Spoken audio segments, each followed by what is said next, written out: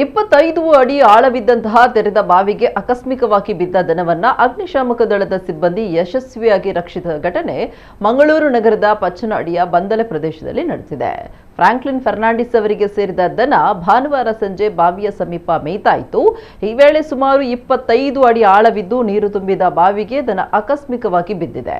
ಮನೆ ಸಮೀಪದಲ್ಲೇ ಘಟನೆ ನಡೆದಿದ್ದರಿಂದ ದನ ಬಾವಿಗೆ ಬೀಳೋದನ್ನ ಮನೆಯವರು ಗಮನಿಸಿ ತಕ್ಷಣ ಕದ್ರಿ ಅಗ್ನಿಶಾಮಕ ದಳಕ್ಕೆ ಮಾಹಿತಿ ನೀಡಿದ್ದಾರೆ. ಮಾಹಿತಿ ಪಡೆದ ಅಗ್ನಿಶಾಮಕ ಸಿಬ್ಬಂದಿ ಕೂಡಲೇ ಸ್ಥಳಕ್ಕೆ ಧಾವಿಸಿ ರಕ್ಷಣಾ ಕಾರ್ಯಾಚರಣೆ ಆರಂಭಿಸಿದರು.